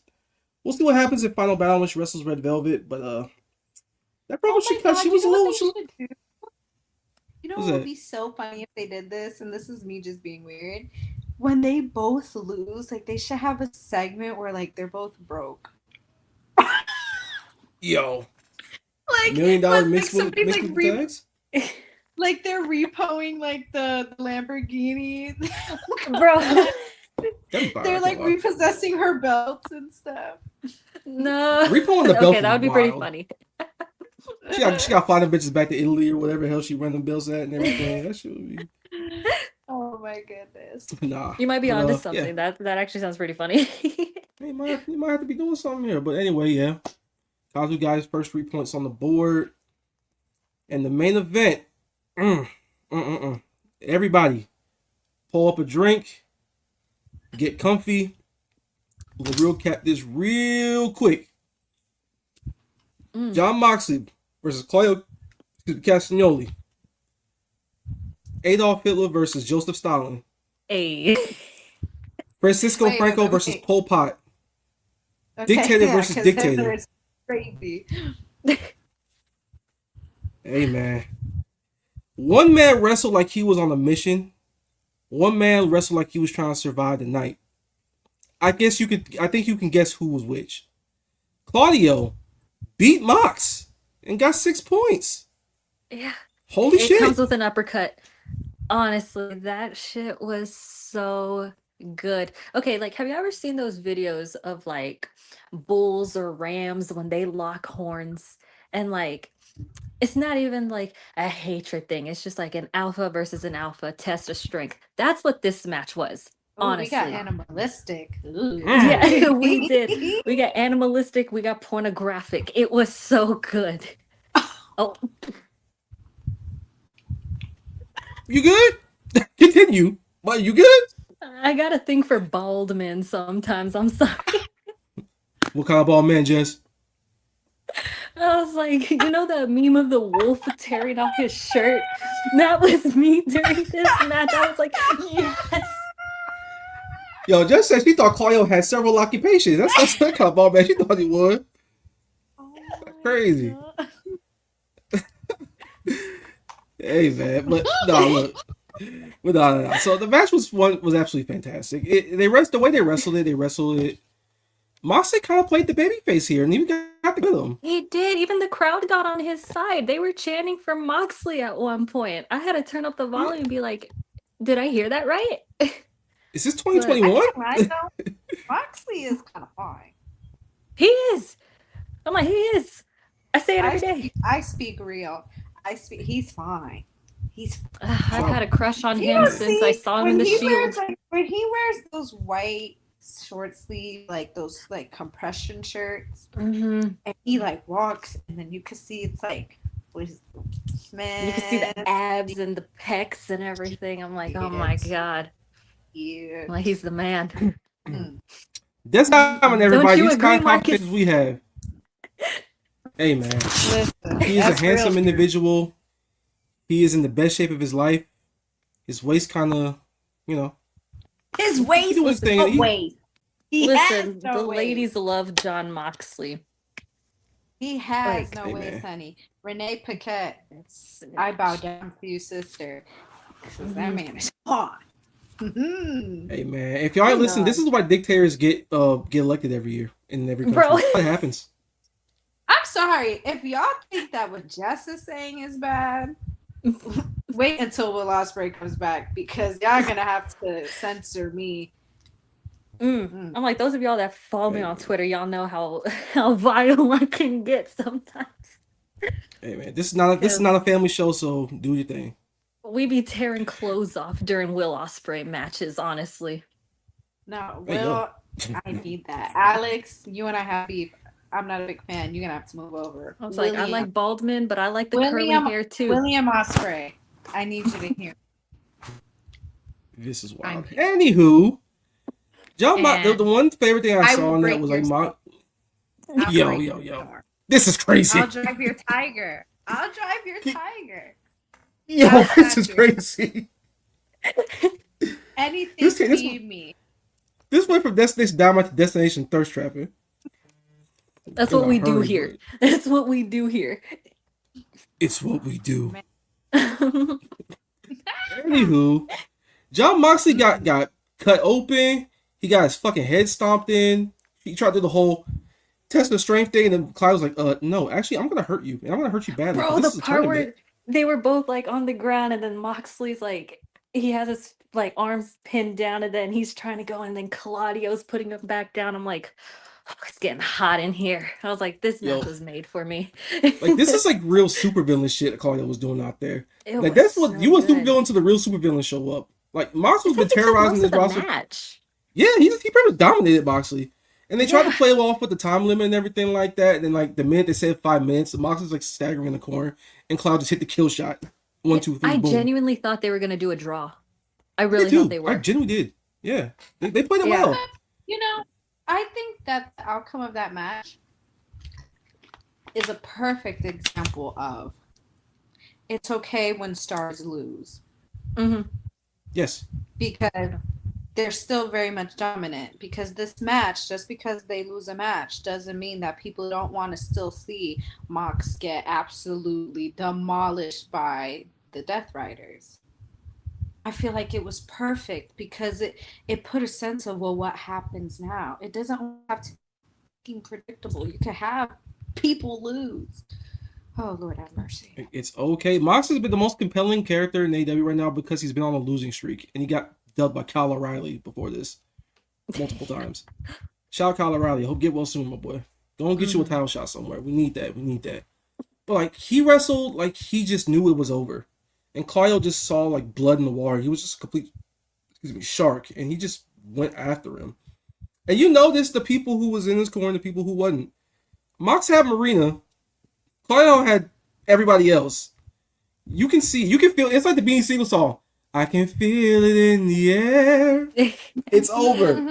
Like Mox is after the match, is like ringside, looking like, oh my god, I'm gonna die. And Marina's just looking like real dejected. Like she knows what's up. He know what's up. Everybody in Death Riders know what's up. And when we get to Talk That Talk, I will mention Bryan Danielson's performance on commentary because it was superb. Like he got the story over Talk better than anybody else about could have. talk about having color commentary that actually know the fucking color. Okay? Right? Because Brian does it for me every time. And even when Don Callis is on commentary, when him and Brian have those little back and forths, like Don will be like, do you agree, Brian? And they just talk with each other. I'm fine having them two. Everybody really else good. can go. Maybe we can throw in some JR every now and again. But whoa, they actually do commentary really well because they know what they're talking about and they actually enjoy it. You see, I like it because Don Callis, he makes me forget that he's involved on the roster when he's on commentary. And Brian Danielson makes you forget that he was a wrestler because he just talks so, he speaks so much knowledge onto the show, and that's what they needed because commentary sucked for a hot minute. Hey man, I won't talk about Excalibur Wednesdays. We're not calling him Excalibur. We're calling him Mark. Cause he called that close that the Larry that Pac did the Rainmaker. I'm like, brother, Yeah. what's wrong with you? Are you okay? Jesus. Anyhow, that was Claudio versus John Moxley. Claudio picked his points up. Mox is gonna die, and ain't no rest for the wicked because he got Takeshita on Collision. Strap up, brother. Yeah. You might be going 0-2. You might be going 1-2 to start this tournament out. Ain't looking good. It's not looking good. I love Takeshi. Yeah. Don't we all? So, I'll pose this question to y'all real quick. When do they officially hit the kill switch on Jonathan? Ooh. That's When's hard. what's the next pay-per-view? World's End, right? World's End, a little bit before Christmas, a little bit after Christmas, I think. Yeah. Well, that's probably when you do it. I know some people were hoping that they were going to turn on him after he loses to Claudio, but I'm really glad they didn't do that because that would have taken away from the whole tournament, honestly. Yeah, I don't want it on a random Dynamite or a Collision. I want that. Me on neither. No. Yeah. That needs Drop to it. be Drop in a $40 for it. Yep. Like, listen, I religiously, I can have $2 in my account and I'm purchasing that pay-per-view. Are you kidding me? Because they give Right. top-notch pay-per-view. Like, what? So what comes after World's End? Do we know what's Revolution in January? March. Damn, there's nothing until March after World's End. Mm-hmm. Really? Yeah, like that's like March 15th, I think. Somewhere like it was like middle of March in Revolution. They're going back to So LA by the there's way for no that. January or February pay-per-view? Nope. I think they might do like the grand. They might go back to Australia, but it's not pay-per-view or anything like that. I'm not really. They'll do TV specials. Yeah. If they don't do it at World's End, I mean, I don't know how, because right now they don't want to overdo it. I feel like they need to just either do it at World's End, or unless they have like some top-notch writers in that room that know how to make it until Revolution. I don't know, but it needs to be on a pay-per-view. Yeah, I'll put it on pay-per-view. I have a Mox maybe gets to the semis or whatever, like gets beaten by like Okada or something like that, and like a valiant effort, and then they slime him out. Because they're You think he'll basically make it farther than? I was thinking think he'll get Claudio there. would make it farther than him. I think the both because like the way it is, it's first place in the gold versus second place in the blue, first place blue versus second place gold. He might get there by the skin of his teeth or whatever like that, or Claudio might get to something like that where he kind of just struggles through valiantly, narrowly manages to get there on like a tiebreaker or whatever, loses to like Okada or Takeshita, and then you do the turn there out of frustration. And I'll get to what something that Brian said when we get to Talk That Talk that really resonated with me, and I really, really appreciated him like putting into the story. Because the ring work's been superb and the way they've told it has been great. But him like physically like telling people like look out for this, look out for that, like that added a bunch to this whole storyline. So we locked in for that. Great match. Collision looks great with the next stage of this tournament. Orange Cassidy wrestling Roger Strong. I think I need Roddy to win that match. He's gonna break his fucking back. Need it. Takeshita versus Mox. We got Dorada versus Claudio. Prayers for Dorada. You know, that's gonna be. Wait, did y'all see the segment that happened backstage after the Moxley and Claudio match? Where I'm gonna say that. Yeah. Yeah, that one was really good because I like the fact where you see Moxley, Marina, and Pac all just doing push-ups backstage, and I'm like, well, yeah, all of y'all lost tonight. All right, and like, y'all took L's. Yeah, so that was pretty cool. But I like that Claudio joined them in too, and then Mox is saying like, you know, if Pac wins the C2, then the Death Riders win. If Claudio wins, the Death Riders win. And I like the fact he left himself out because I feel like he's doubting himself and he feels like he's not going to win this. And his time, it's coming up. So I really like it's that. Like the rabbit in the clock. I was like, I really like that little detail they put there. Yeah, real good details. That was a really nice promo. I love the backstage promos after the matches that they do on YouTube. As a real nice touch that adds like humanity to the people involved. I wish they And would it's a put those on tournament. the show, though. I really wish they would Yeah, put I that would on put the some of show. those. Yeah, I would put that one definitely on the show at some point. I'll put one of Kevin Knight's on there too. I really enjoy those. So again, we'll really go into that when we get to talk that talk. But thanks for bringing that up. By the way, Jess, great job. And let's read a couple more super chats before we get to the next segment here. All right, you want to take this one, Jess? Yeah, what's that say? Uncle Roku.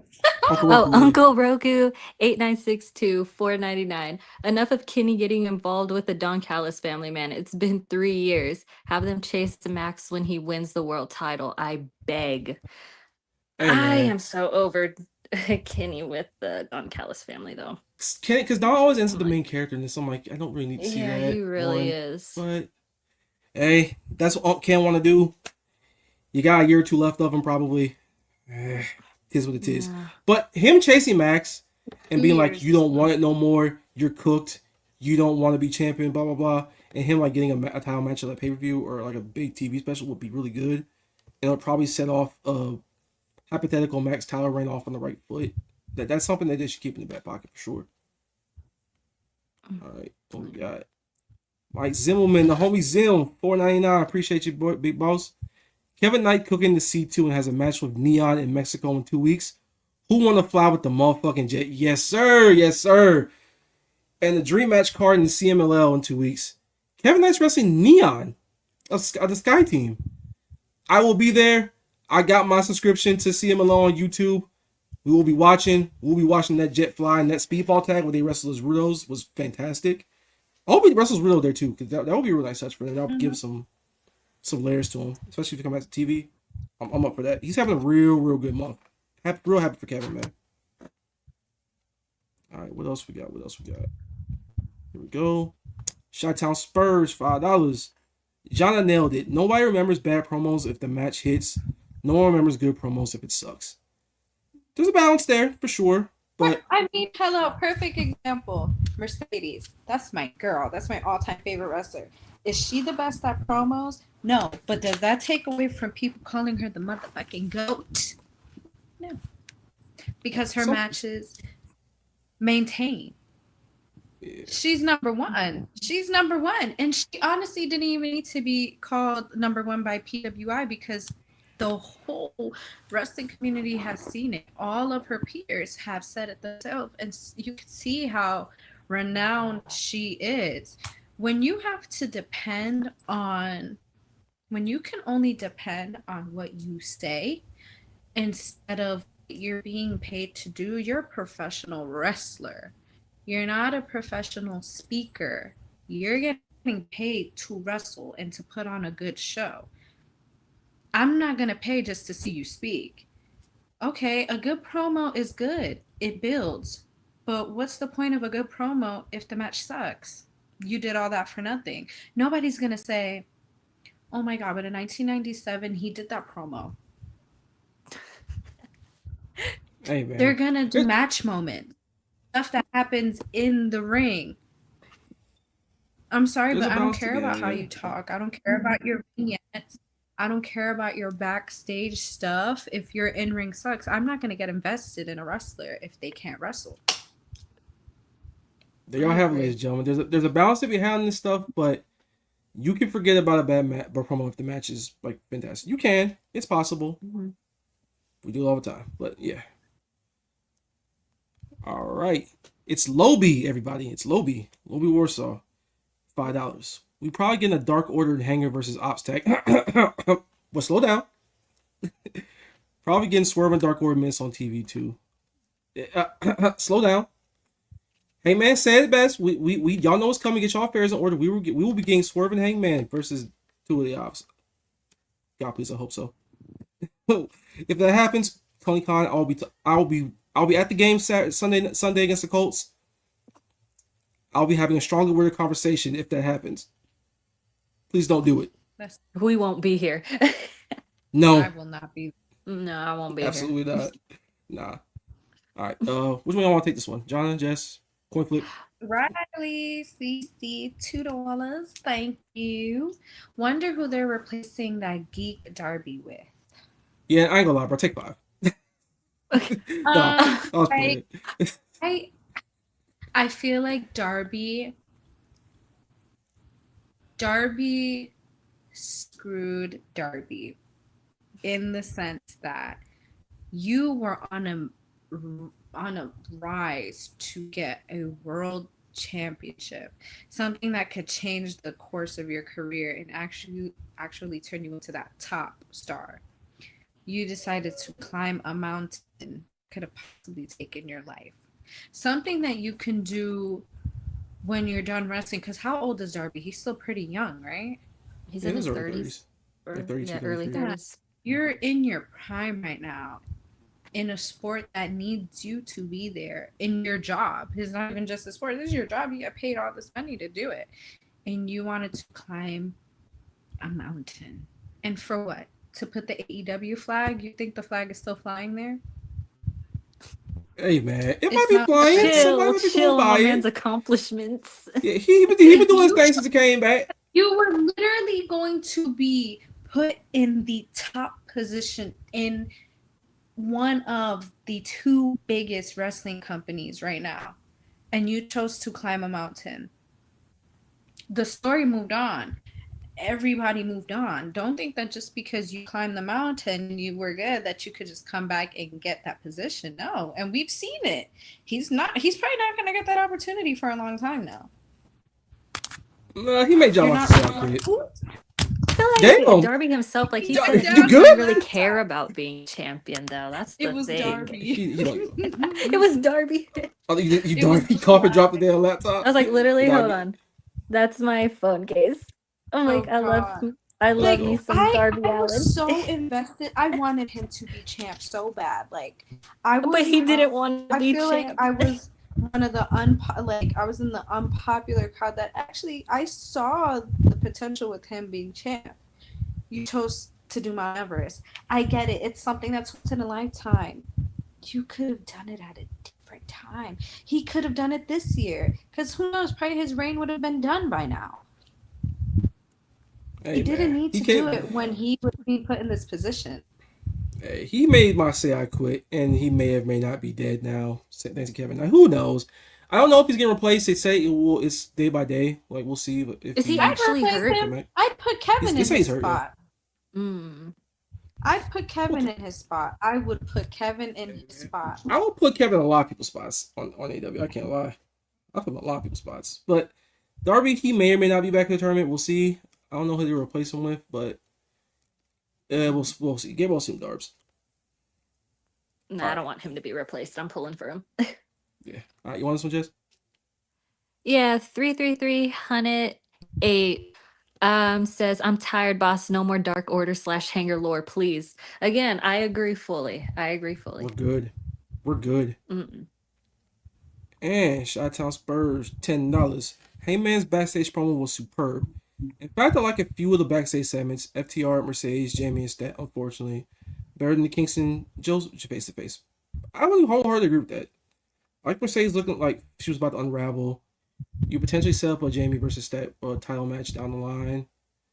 And FTR actually had a really good promo, unfortunately.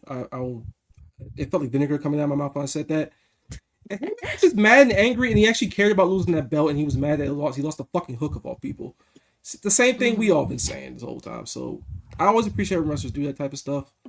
Just agree with us. Agree with the audience, pretty much. You know what I mean?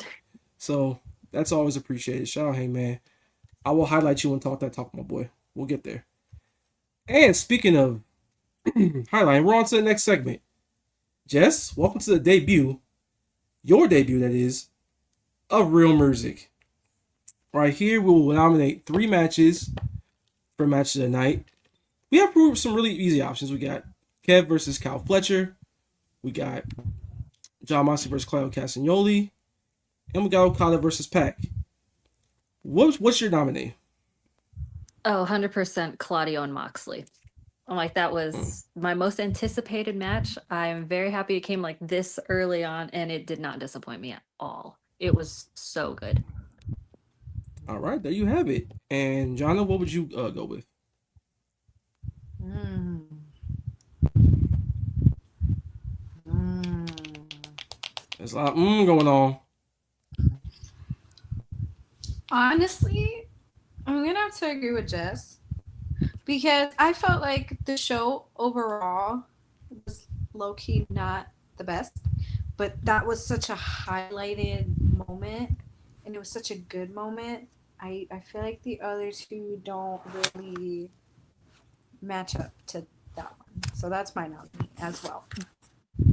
I would probably go Kyle Fletcher and Kevin Knight because it's a glimpse into what the world title scene could look like in a year, half, 2 years, give a change. And I was really impressed with what Kevin Knight's been doing. That's a match that I circled in this tournament before. And I'm really happy that Kevin Knight's given the opportunities to really show out, and he's getting a win. He got wins over a star in the company, and he got a chance to get another one over 14 team champion and wrestle his ass off. He's going to get more points in this tournament. He's going to impress more people, and this is the start of the road to him becoming a star in this company. So that would probably be my nominee for that reason alone. Even though I do believe the most compelling thing on the show is Claudio and Mox, I'll probably have Fletcher and Knight as my personal match. And ladies and gentlemen, you the fans, that's our nominees. You guys get the vote. The poll will be in the chat. Kay got it for y'all. And the winner will be announced at the end of the show when we get the final destination. So get your votes in for that. And Jess, Jana, what else should the chat get in? Get in those super chats. Super chat. I was like, we want to hear y'all's thoughts and opinions. To show you. Remember, like Marcus said last week, this is your guys' show. So whatever you guys want to talk about, let's talk about it. Yeah, we on the road here. We almost winding down. We got a couple more segments to go. We love talking with y'all. We love chopping it up with y'all. Jesse doing a great job here so far. And thank God you're a host here. Of course, for sure. And next, as I said before, we're going to go into Talk That Talk. Here, we're going to highlight what we believe were the best promos of the night, or best, whatever you want to talk about, really. So, I'll start off here. I really like the Hangman Page promo backstage. The second we had to do a run-in with Dark Order was just kind of what it is. It wasn't great at all. He kind of looked a little lame. But then they cut right back to him backstage, and he was just on fire. Chain on around his neck, black down leather jacket. Y'all know what it is when he got that black leather jacket on. Somebody gonna die. He was just angry. He was pissed off. He cared about something. That's the thing I want to see out wrestlers when they're cutting promos. Do you care about something? Like he should have told y'all, he worked his ass off to win that belt. He went through fire and flames to win that belt. He had to beat Will Ospreay to get to the finals to win that damn championship. He wrestled Kyle Fletcher to get to Ospreay. He beat Mox at like prime dictator form, probably the best performance of his entire career at All in Texas. He wrestled to beat MJF. He beat Joe the first time. And then his second world title reign comes at the end via Tyler Senerchia? Tyler Senerchia? You shit me? Like, he cared about losing to Tyler Senerchia just as much as we all cared about him losing because of Tyler Senerchia. Mm-hmm. And he's like, yo, I'm going to kill y'all. Get your affairs in order. Wait till next week. He will win that belt again. We will rise again. Not that way. But Hangman will be back up. Hangman FC. We've had our tough battles, but we probably not going to get there, but Hangman believes we'll get there. So that's my favorite promo of the night. I have to agree. That one was my favorite promo of the night too, because I felt his anger seeping from the TV. And the second he goes, I lost because of Hook, I was like, damn right. I was like, we are angry about this, because the one thing I hate is when somebody loses a title and they come out the next week and they're smiling and stuff like that. It pisses me off so much. I'm like, you just lost something that you were fighting for, and now you're acting like it doesn't even matter and that you're cool with it, especially if you got cheated. So, Hangman, darling, I'm praying for you. Please bring that title back to us. The richest prize in our sport, and actually, the richest prize in our sport, and he cared about losing the richest prize in our sport, and he cared about the way he lost it. Like, care about things, wrestlers. Care about things. That was also my favorite promo of the week, because it peeled back the curtain a little bit. Because let's be real, why the fuck is Adam Page losing to Hook? Mm-hmm. Excuse me, John. His name is Tyler Senerchia. Tyler Synergia. Why is who? You know, I'm not even gonna go there because I'm gonna get angry. But it makes sense. I'm sorry. More of these wrestlers need to do what Adam did. Sometimes, if you're in a dumb storyline, you just need to be like, "Listen, I don't even know why I lost to Hook. Like this sucks. Yeah, I was like, why did I lose to this? Like, That how and why? sucks." Sorry, but I like that it's showing that unhinged Hangman that we saw with Swerve, because it lets his character have an evolution. Because now when he's chasing, he's so good at the chase, and I think he just needs to find that happy medium, which I think he will find. I just don't want it to be at the expense of us having to see him with Hook. Yeah. Yeah, honestly, bro, just choke the shit out of him and move on, and don't even mention him ever again. If I'm Literally. Hangman. You know, there's another promo I really wanted to highlight here. I said this earlier about Danielson on commentary. He was superb. Like he was the best, like entire thing on that in that match and on the show on the desk that day, because he brought a lot of color. He brought a lot of passion and he made sense of things. And he also straight mentioned they saw him as leader because I never beat him in AEW. Yes, I was gonna bring that up. Yeah, he's like, I never beat him. Lost him in Revolution, lost in the Grand Slam final, lost to him at Wrestle Dream again for that belt. And they saw blood in the water, and they saw him as the big dog in BCC, and they followed him, and they followed suit because they didn't see me as strong enough because I couldn't beat him. And now here comes Mox. He loses to Claudio. Do they see him as leader anymore? He's on a losing streak. He's getting beat back. He's tapping out to Kyle Fletcher. And he loses to Claudio. Gets pretty much executed in the match. Might lose to Takeshita. So, like, boy, you better wrestle like your damn life is a lie on Saturday, Mox, because your ass might be dead by the end of it, he's bro. not gonna be safe. Oh, but they don't believe in you. Nobody believes you, Jonathan. They don't see you as the big dog no more. Jonathan, you lose emotion. Jonathan, the bald dictator who's aura farmer every time he come out there, look like he finna take over Switzerland, is dogging you. Jonathan, and he won a belt in Mexico. What you got, Jonathan? I don't think you ain't bringing nothing to the table no more, my man. You gotta do something. What you gonna do? And when that turn happens, brother, I need Danielson to be like, damn. I don't disagree with it. I'm gonna let terrorists fight amongst themselves. Y'all got it. Gosh. Or if we really want to get vindictive, I need the whole locker room to jump up and down and enjoy and be like, damn, that's crazy. Like I need tweets from like Kevin Knight. It's like, damn, that's what they got going on. I just need shit like that. Like, yo, hey man, they doing their thing. That's what they gotta do. Let them fight amongst themselves. Nigga, they was giving me wedgies backstage for months. It was you had Mox dressing like a fuck. Yes, you had Mox dressing a damn Scully in a damn hoodie, like he finna blow somebody's car up, pouring damn chemical solution down Orange Cassidy's throat and executing the Rock and Roll Express. I'm supposed to feel sorry for that bitch? I don't. That's why I need the locker room to come out. That's the energy I need the entire roster to come out with, bro. Like none of that. Like, everybody needs to get in on it. Exactly. We're all jumping John Moxley together. Yep, like yo, that's wild. It is what it is.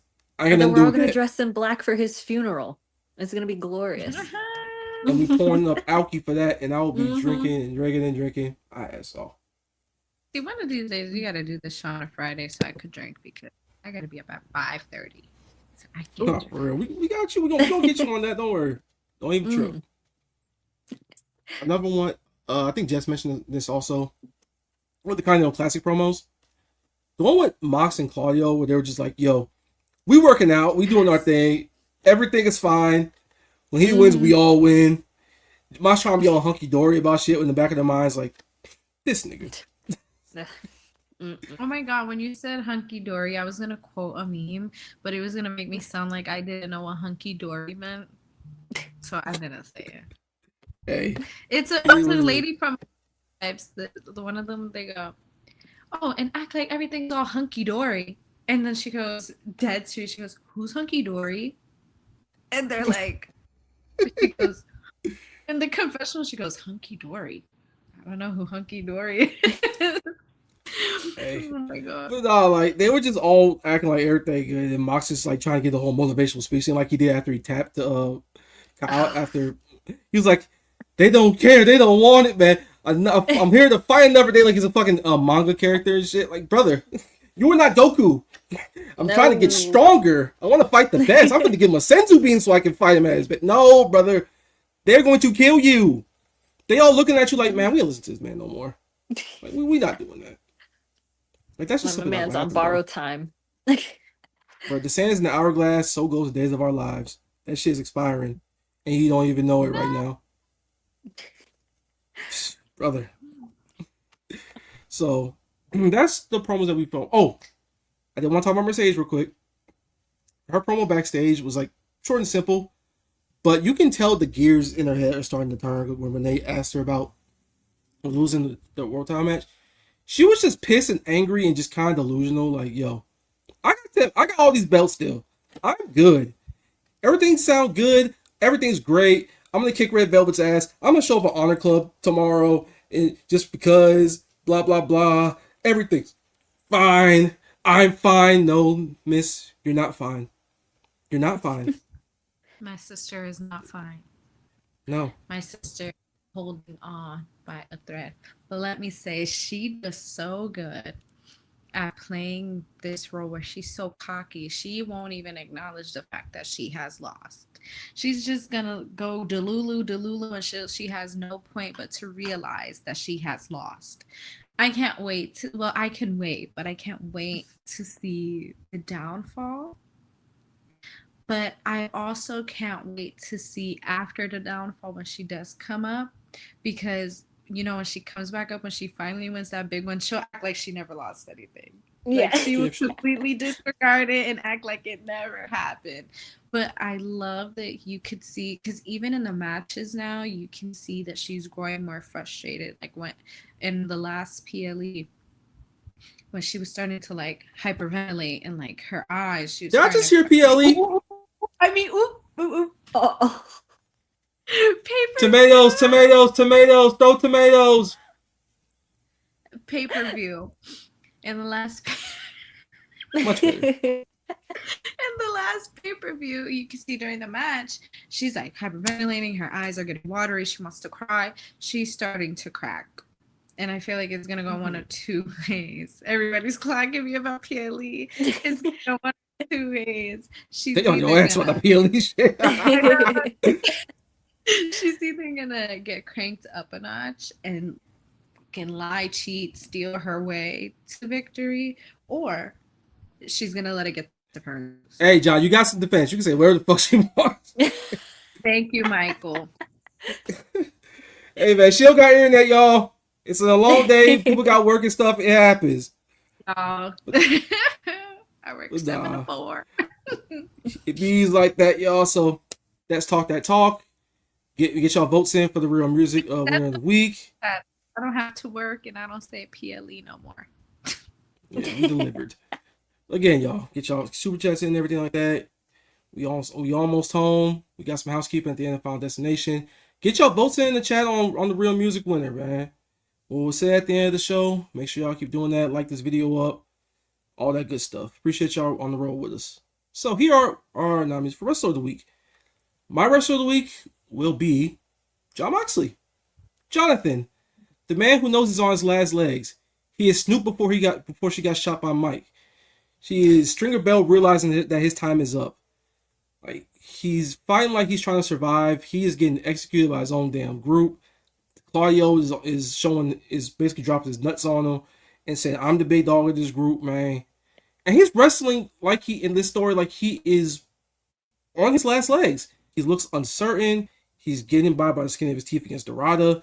I'll give him a shout for that dive last week because I know he had that in his bag. I'll give him that. Otherwise, he's trying to do the whole "I'm okay, I'm ready to go tomorrow" thing. No, brother, you are about to get killed at the end of this tournament. You were on borrowed time. He's And the way he's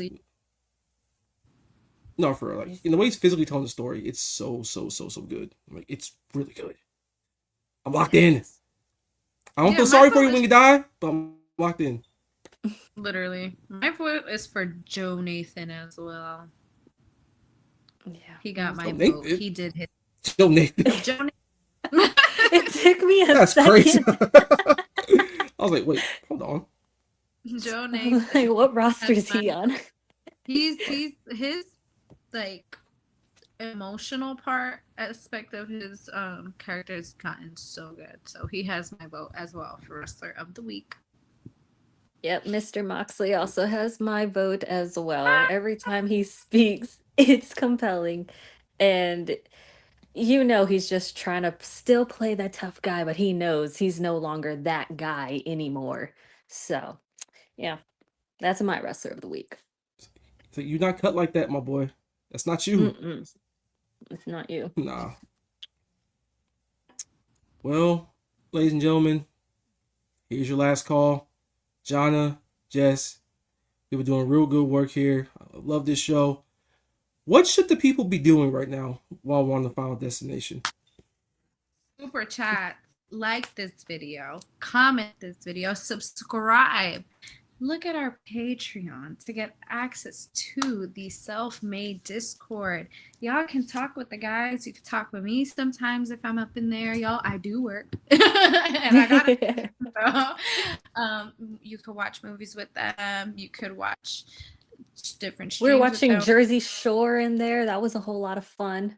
I'm trying But to no! push for them to play some Broly in there. Review I love you, matches, Dragon Ball. just join the community if you have Apple Music and you can't stay the whole time to watch us on YouTube. Listen to us on Apple Music, Spotify. Are we on Apple Podcasts? I think so. We are, yeah. Mhm. Yeah.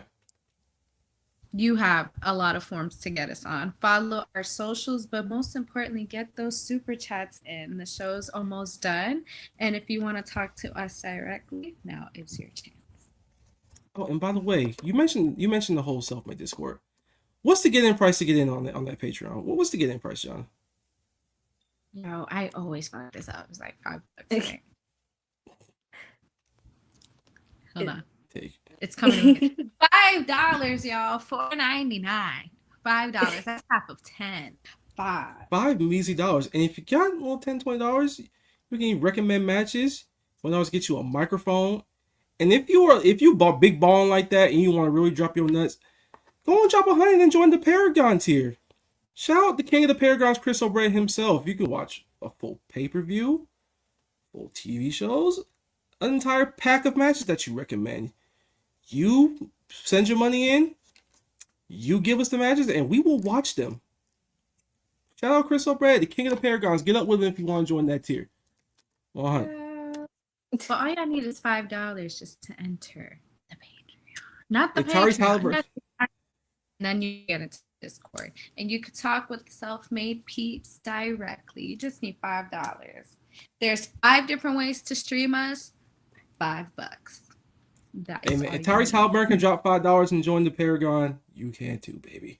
And if y'all could $4.99 on a damn super chat or like 3 $2 ones, y'all can afford the Patreon subscription. Just saying, but that's neither here nor there. Yeah, but recognize. All right, ladies and gentlemen. Exactly. We big ball here. So now, okay, if without further ado, this train's been rolling well. We rolled down to the depths of hell. We rolled down up into the glaciers. We rolled all the way up into the snow-capped mountains like with the Polar Express. We're on the final destination. And what we're going to do here, we're going to look forward to next week. We're going to look forward to a couple of things happening on the next couple of shows. And one thing that they mentioned is that good old damn ring.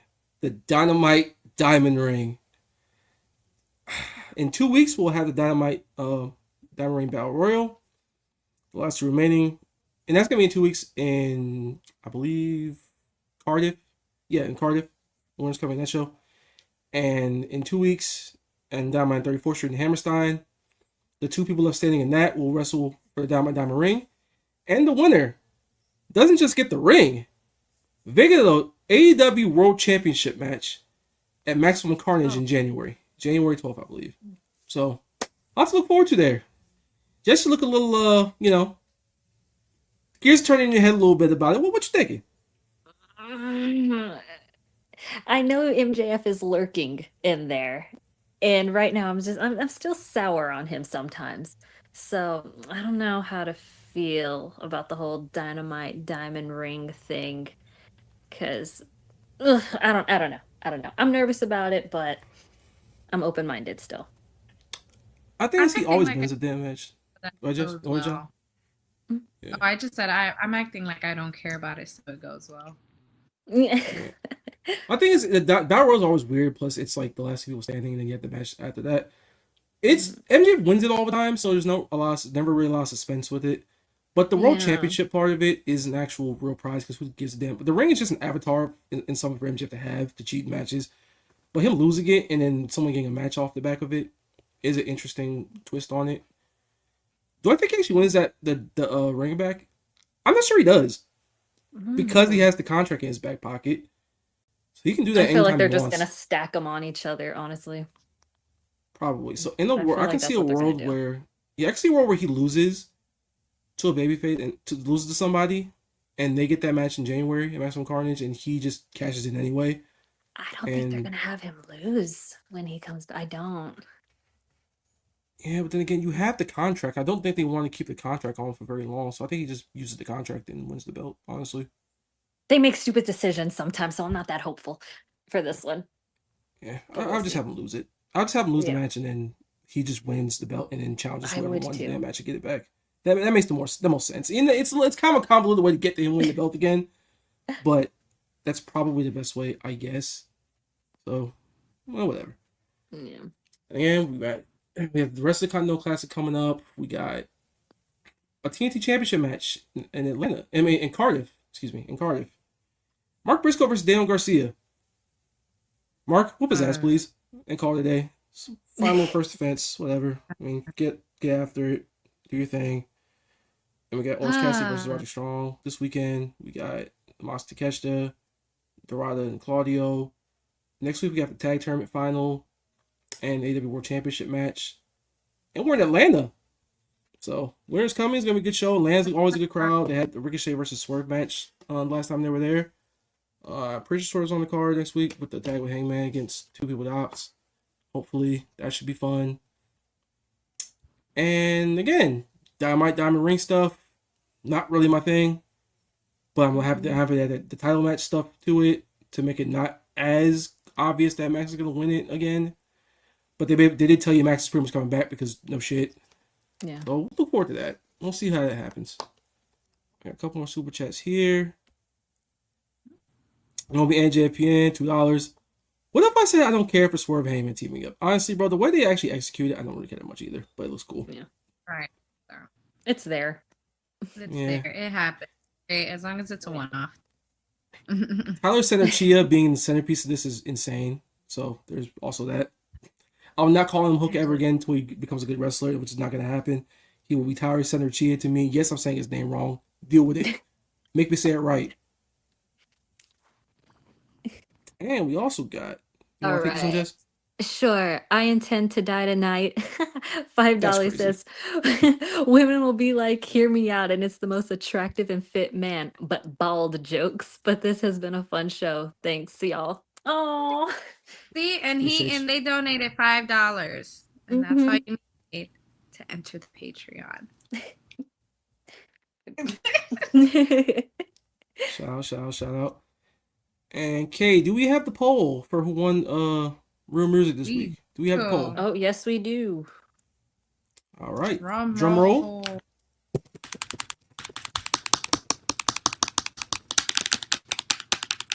And your winner is. Jess, would you like to read it out for us? It is Kyle Fletcher versus Kevin Knight. Like, that's a The good youth will be served, ladies and gentlemen. The youth will be served. one. Yo, give him them tens, give him them snaps. There we go. I There we feel go. like that I want to do like that Big Show thing where he's like, ah, ah, ah. Yeah. Oh my god. Exactly. Oh, why? Lord Oh have my mercy. god. Exactly. We are the future. We Let's are go. indeed. Yo, NJ, Mr. Chat, let me see. Actually, go ahead and type it again in the general chat, NJ, so we can read it off for you. I don't know if I can see it. I don't think we missed a chat from. Did we? I don't If think we so. did, just go ahead and type it out in the general, NJ. But yeah, so we're about to wind down. Jess, do you want to, tell us how you feeling about your debut episode? Tell us how you feeling in general right now. Like, what's going on? Where you head at? I'm feeling good. I had a lot of fun tonight. I was a little nervous. I don't know if y'all could tell, but this was a lot of fun. And I will say, I will be back again next week. So we're going to do this all overs again. And yeah, I'm very, very excited, you guys. And I just want to say thank y'all for having me, honestly. It was a I'm blast. glad. And Jan said, God gives his toughest battles to Hanger FC. God, Tony We Khan, and life in honestly, general gives the toughest battles, bro. Like, We suffering builds gathered. character. We win. Suffering builds character. We win again. Suffering once again builds character. Like, what can we be happy once? We can't be happy. please. Jeez. Do you see our cowboy? We don't have to have him in emotional turmoil every time. He doesn't have to kill people. He just wants to be a champion that we can be proud of, which he was for a while. And then you gave more emotional turmoil about him losing the tower fucking Sardatia! For real. Literally. Anyway, this has been a fun episode of Destination Dynamite. Jana, any final closing thoughts before we get up out of here? Promo wrestlers are not good wrestlers. And Y'all heard it here first. Promo band up. Tune in next week. Make sure you tune into all the self-made shows that are coming up. Yeah, make sure you follow Jess. She's done an amazing job. Feels like she's been here forever. Go follow Marcus. Go follow Crystal. Go follow Ibu, Ayo. Go follow Cade if you can find Cade socials. Anybody self-made related, go support them. They've been working hard for years. I've known majority, if not all of them, for years now, and it's only going up from here. And it's really amazing to watch. So go support.